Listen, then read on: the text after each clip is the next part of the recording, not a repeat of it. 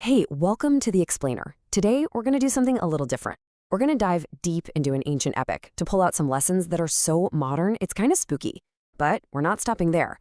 We're also going to peel back the very words of the story to find a hidden history that, believe it or not, connects all of us.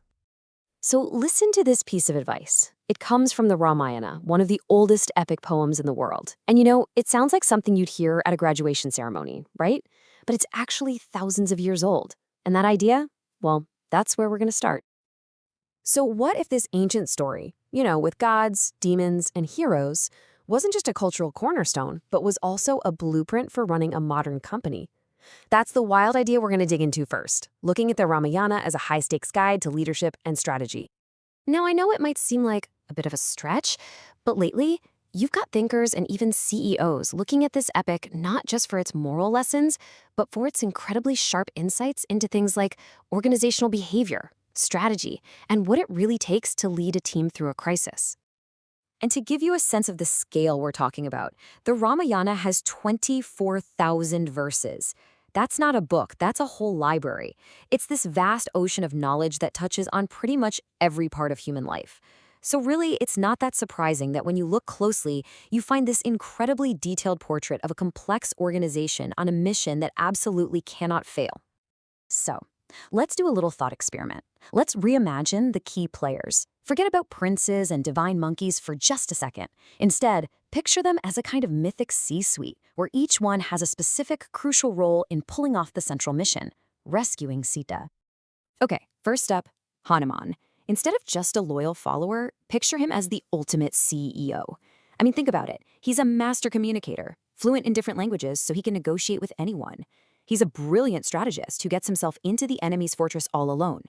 And he's like a walking database, always knowing the right solution.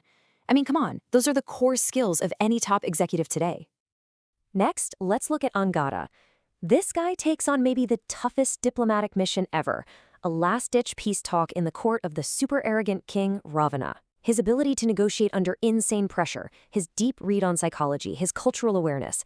He's basically the poster child for a head of international relations. He proves that good diplomacy isn't just about being polite, it's about strategic, powerful communication. Then you've got Sugriva, who is the perfect chief operating officer, the COO. He's the one who makes things happen, the logistics guy. As a king in exile, he traveled everywhere, so his knowledge of geography was second to none. He was a master administrator, delegating tasks and managing this huge army. He's the one who turns the big ideas into an actual plan. That's a COO's job in a nutshell, right? And of course, at the top, there's Rama. He's not a micromanager. No, he's the transformational leader, maybe the chairman of the board. He sets the vision, the moral compass for the whole operation. He leads by example, he's fully accountable, and he keeps everyone positive and persistent, which inspires this incredible loyalty. For him, leadership is all about fighting for a just cause, no matter what it costs him personally. So, it's pretty clear the Ramayana is a masterclass in leadership. But hang on, what if the deepest, most mind-blowing connections in this story aren't just in what the heroes do, but are hidden in the very words used to tell the tale? We're about to dig way deeper, past the plot, and into the linguistic archaeology of the epic itself. I mean, really think about that. What if the ancient link between this story and our world today isn't just in the big themes, but in the very sounds, the very building blocks of the language it was first told in?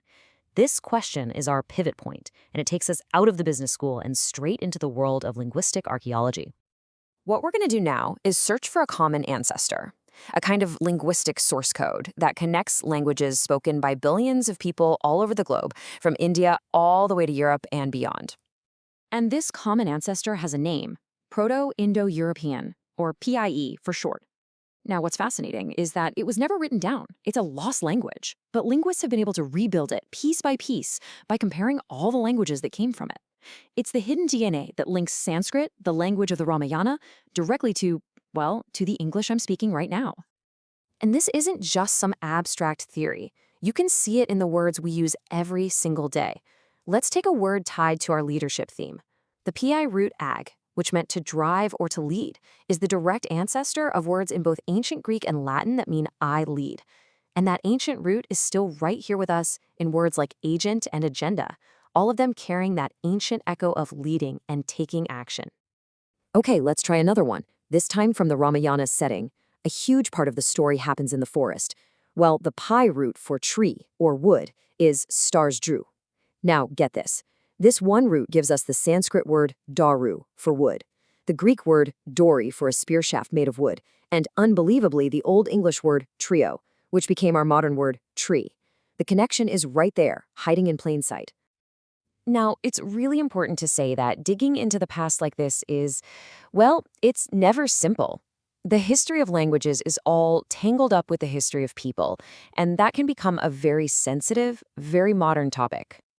For example, the very study of where these languages came from, this whole field of historical linguistics, is sometimes seen through a pretty intense political lens. It can become part of a much bigger debate about national and cultural identity. We're not taking any sides here at all, just explaining that these fascinating historical connections often spark some very big, very passionate conversations today. So, what's the big takeaway from all this? We've seen how a single ancient epic can work as a guide to modern leadership. And we've seen how the words of that epic connect us to a shared, sprawling human story that most of us never even knew existed. See, the story of the Ramayana connects us to these timeless values, things like leadership, duty, and persistence.